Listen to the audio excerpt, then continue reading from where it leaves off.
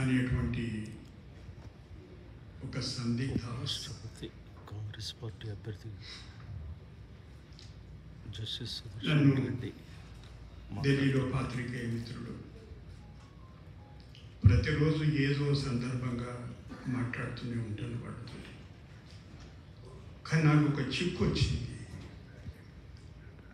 అది ఏమిటంటే నా ప్రత్యర్థి వారు కనబడరు, మాట్లాడరు, తెలియదు, ఎక్కడున్నారో ఏం చేస్తున్నారో తెలియదు. అంటే అభ్యర్థులు ఇద్దరు మాట్లాడుతుంటే ఒక సంవాదం, ఒక సంభాషణ ఓటర్ మహాశయులకే కాకుండా ప్రజలకు కూడా పరిచయం చేసుకునేటువంటి అవకాశం ఉంటుంది. కానీ నాకు ఎందుకో అవకాశం దక్కలేదు. అయితే నన్ను ఎవరు అడిగారు, మా అధ్యక్షుడు ఎంతసేపు మాట్లాడచ్చు, అట్లా చెప్పకండి సార్, అట్లా చెప్తే ఒకవేళ రేపు నేను అక్కడ కూర్చుంటే మీరు ఎంతసేపు అయినా మాకు సమయం ఏంటంటే కుదరదు.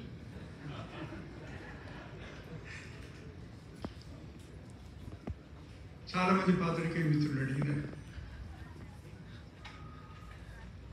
ఎందుకు మీరు ఈ రాజకీయ ముళ్ళ కిరీటాన్ని నేతలు పెట్టుకున్నారు? మీరు ఒక న్యాయమూర్తి, 53 సంవత్సరాల నుంచి న్యాయశాస్త్రంతో పెనవేసుకున్నటువంటి పేగుబంధం ఎందుకు అంటే నేను ఒకటే మాట చెప్పినాను,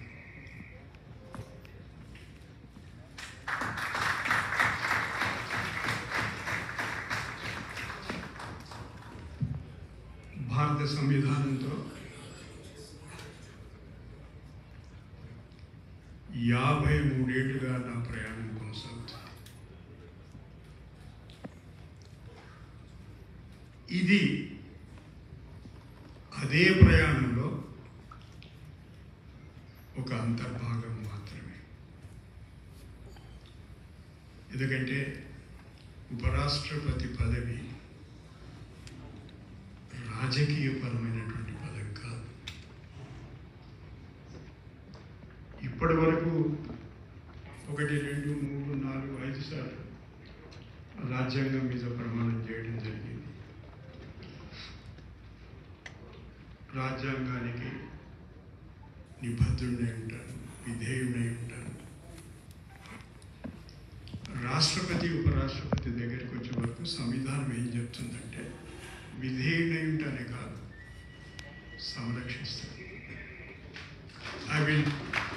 I defend and protect the Constitution of India as widely established. అందుకొరకు partly in English, partly Telugu, because some friends from media may be there from English medium also. ఇది నా ప్రయాణంలో ఎటువంటి బ్రేక్ కాదు, ప్రయాణం కొనసాగింది. అందుకొరకు నేను రాజకీయాల్లో ప్రవేశించలేదు. ముఖ్యమంత్రి రేవంత్ రెడ్డి గారు ఒక మాట అన్నారు, ఆయన ఏ పార్టీకి చెందినవాడు.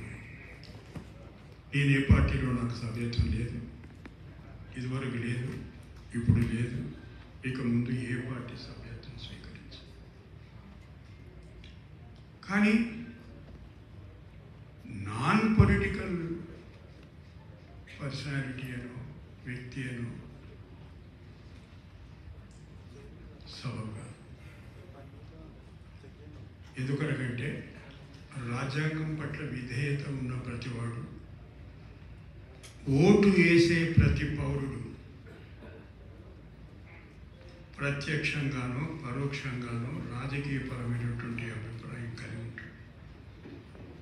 నేను కూడా ఈ దేశ పౌరునిగా ప్రతి ఎన్నికల్లో క్రమం తప్పకుండా ఎన్నికల్లో పాల్గొంటాను. పౌర సమాజం ప్రతినిధిగా వివిధ సమస్యల పట్ల, సమాజం ఎదుర్కొంటున్నటువంటి సమస్యల పట్ల మాట్లాడుతుంటాను. మీకు అందరికీ పరిచయం. పౌర హక్కుల గురించి మాట్లాడుతుంటాను. సామాజిక న్యాయం గురించి మాట్లాడుతుంటాను. రాజ్యాంగంలో పొందుపరిచినటువంటి ఆదేశిక సూత్రాల గురించి మాట్లాడతాను. నన్ను మొన్న ఎవరు అడిగారు ఢిల్లీలో, ఏమండి ఫలానా ఆయన మిమ్మల్ని ఫలానా అంటున్నాడు కదా, ఆదేశిక సూత్రాలు చదవండి ఒకసారి. ఆదేశిక సూత్రాలు అమలు చేసే ప్రభుత్వాలు, వాళ్ళు తెచ్చేటువంటి విధి విధానాలు, ఒకవేళ అవి అదే సిద్ధాంతం అయితే నేను ఆ సిద్ధాంతానికి చెందిన ప్రాథమిక హక్కులతో పాటు ప్రభుత్వాల మీద బాధ్యత ఉంది. ఆదేశిక సూత్రాలు అమలు చేయాల్సి ఏమిటది? వనరుల సంపద ఎవరి చేతిలో కేంద్రీకృతం కాకుండా ప్రణాళికలు రచించండి. ఇది రాజ్యాంగంలో ఉండేటువంటి ఆదేశిక సూత్రాలు చెబుతున్నటువంటి. స్త్రీ పురుష సమానత్వం పాటించండి, ఆదేశిక సూత్రాలు.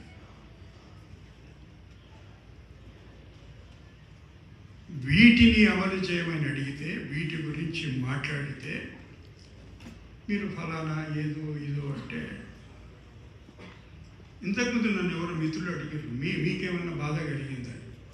నాకు అసలు బాధ కలిగింది. ఏదో ఒక తీర్పు గురించి చర్చ ప్రారంభమైంది. నేను ఆ చర్చను ఆహ్వానించాను.